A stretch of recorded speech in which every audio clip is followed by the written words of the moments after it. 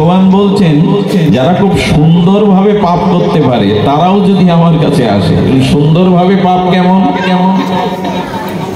কিছু মানুষ আছে যাদের মেধা, গুণ, সৌন্দর্য, মহিমা বা এই সাধু বেশ এগুলির প্রতি মানুষ স্বাভাবিক শ্রদ্ধাশীল হয়, বিশ্বাসী হয়। এই বিশ্বাসের সুযোগ নিয়ে যারা পাপ করে একে বলে সুদুরাচার, মানে সুন্দরভাবে পাপ করা। আমরা অনেকেই আমাদের জীবনে এর প্রতিফলন দেখা যায়। সাধুকে সকলেই বিশ্বাস করে, মহাত্মাকে সকলেই বিশ্বাস করে, যার গুণাবলী আছে মানুষ তার প্রতি ভরসা করে। কিন্তু এই সুন্দরতম গুণ পেয়েও এই সুন্দরকে, বিশ্বাসকে অবলম্বন করে যারা পাপ করে, গোবিন্দ বলছেন সুদুরাচারীরা, এরা সুন্দরভাবে পাপ করতে শিখেছে। তো এরাও যদি এই পাপে লিপ্ত হয় তবে পাপ স্খলনের জন্য, মহাপাপ মুক্তির জন্য গোবিন্দ বলে দিয়েছেন। তিনি অর্জুনকে দিয়ে বলছেন যদি হয়ে গিয়ে থাকে পাপ, তবে আমি কথা দিচ্ছি কর্ম, জ্ঞান, যোগ, ধ্যান, কত কথাই বললেন গোবিন্দ, কিন্তু অর্জুনের সব কথাগুলি খুব হৃদয়ে স্পর্শ করল না। কর্ম বড় কঠিন, কর্ম, অকর্ম, বিকর্ম এই রহস্য বোঝা বড় কঠিন। জ্ঞানও তো বড় বিজ্ঞদের, মহাত্মাদের, ব্রহ্মজ্ঞ তপস্যার ফসল এই জ্ঞান। জ্ঞান সহজে আমরা লাভ করতে পারি না। এই জন্য জ্ঞান, ধ্যান, কর্ম অর্জুনের কাছে বড় কঠিন মনে হয়েছিল, হৃদয় স্পর্শ করছিল না। গোবিন্দ তখনই বললেন সর্বগুচ্ছতমং শ্রীণুমে পরমং বচং, আমি এবার তোমাকে সর্বশেষ একটি পরম কথা বলছি, কারণ তুমি আমার অত্যন্ত প্রিয়। প্রিয়জনের কাছেই তো সর্বোত্তম গুহ্য কথা, গোপন কথা বলা যায়। সেই গোপন কথা বলতে গিয়ে গোবিন্দ বললেন তুমি পাপ, মহাপাপ, অতি পাপও যদি করে থাকো, সর্বধর্মান পরিত্যাজ্য মাম একম শরণাং ব্রজ। এই তো সকলের জানাই শ্লোক, সকলে এই মহাবাণীর সাথে আমরা পরিচিত, কিন্তু আজও কি ভগবানের চরণে শরণ নিতে বলছি। গোবিন্দ বললেন জ্ঞান যদি কঠিন মনে হয়, কর্ম যদি তোমার কাছে সুদূর পরাহত মনে হয়, ধ্যান যদি তোমার পক্ষে সম্ভব না হয়, তবে অতি প্রিয় গুচ্ছ গোপন কথা হলো তুমি আমার চরণে শরণ নাও।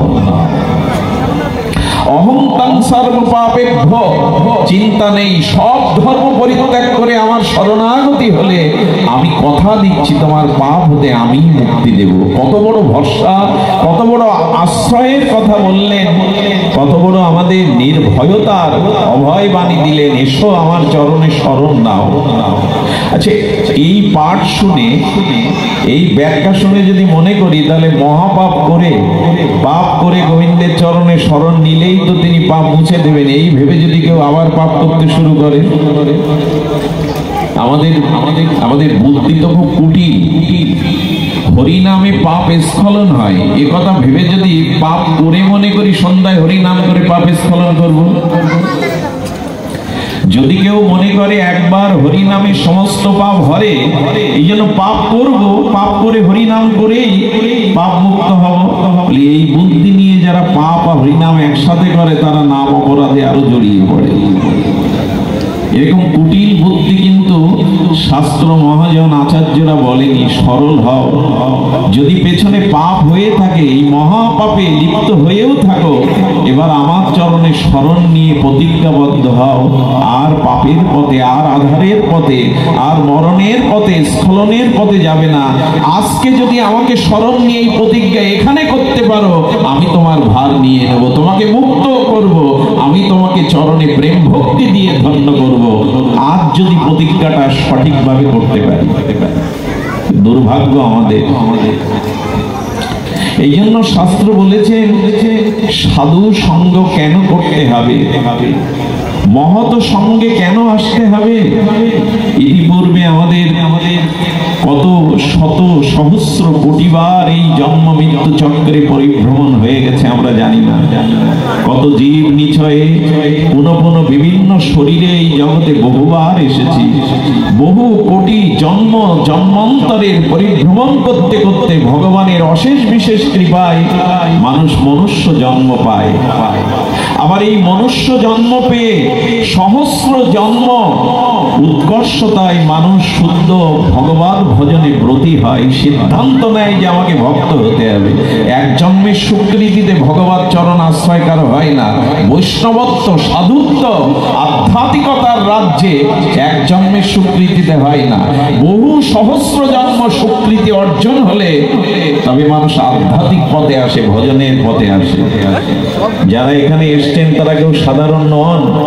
বহু জন্ম যাদের স্বীকৃতি একত্রিত হয় পূর্ণ ফল, তারাই কেবল সাধু সঙ্গে হরি কথায় তাদের ভেতরে রুচি আসে, সকলের আসে না। মনুষ্যনাং সহস্রেষু কষ্টিত যততি সিদ্ধয়ে, হাজার হাজার মানুষের মধ্যে দুই একজনের সৌভাগ্য হয় সাধু সঙ্গ হরি কথাতে, সকলের হয় না। যারা এসেছেন তারা সৌভাগ্যবান, কারণ সহস্র মনুষ্য জন্ম অতীত হওয়ার পরে সদ্গুরুর কৃপায়, ভগবানের কৃপায় বহু পুণ্য সঞ্চিত হলে তবে সাধু সঙ্গ হরিকথাতে জীবের রুচিবোধ আসে। এখানে কত মান্যজন, গণ্যজন, শিক্ষিত জন রয়েছেন, তারা ধুলাতে বসে কত কষ্ট করে এই শীতার্ত রজনীতে ধুলার পরে দাঁড়িয়ে ঘন্টার পর ঘন্টা, এ কি সহজে হয় গো? পৃথিবীর সব থেকে কঠিন কাজে আপনারা এখন ব্রতী। কেউ যদি প্রশ্ন করে পৃথিবীর সব থেকে কঠিন কাজ কোনটি, ধ্যান তপস্যা এগুলি নয়। পৃথিবীর সব থেকে কঠিন কাজ হলো একটি মানুষ কথা বলবে, আরেকটি মানুষ ক্ষুধা, তৃষ্ণা, বিনোদন, শারীরিক আমোদ প্রমোদ ছেড়ে ঘন্টার পর ঘন্টা নীরবে একজনের কথা বসে শুনবে। এর থেকে কঠিন কাজ পৃথিবীতে নাই। একমাত্র ভাগবতে ছাড়া অন্য কোনো সময় আপনি এটা পারবেন না। একজন মানুষ 2 ঘন্টা কথা বলছে, ক্ষুধা, তৃষ্ণা, দেহাবেশ ভুলে নীরবে তার কথা আপনি শুনে যাচ্ছেন প্রতি উত্তর না করে। এর থেকে কঠিন কাজ জগতে দ্বিতীয় নেই, যেটা এখন আপনারা করছেন। এটা এক জন্মের ভাগ্যে হয় না। বহু জন্মের স্বীকৃতি একত্রিত হলে ভগবান তাকে সাধু সঙ্গ হরিকথা শোনার ভাগ্য দিয়ে দেন। সেই ভাগ্য আমরা প্রাপ্ত হয়েছি। তো এই ভাগ্য সাধু সঙ্গে হয়টা কি? কেন এত সাধু সঙ্গের সর্বশাস্ত্রে ঘোষণা করেছে মহিমা?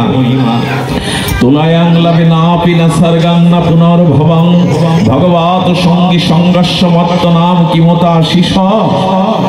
মোক্ষ প্রাপ্তি, স্বর্গ প্রাপ্তি, তার থেকে ক্ষণিক সাধু সঙ্গ আরো বেশি প্রাপ্তি। স্বর্গ প্রাপ্তি, মোক্ষ প্রাপ্তি, তার থেকে আরো বড় প্রাপ্তি হলো ক্ষণিক মুহূর্তেই যদি সাধু সঙ্গ হয়ে যায়। তার কারণ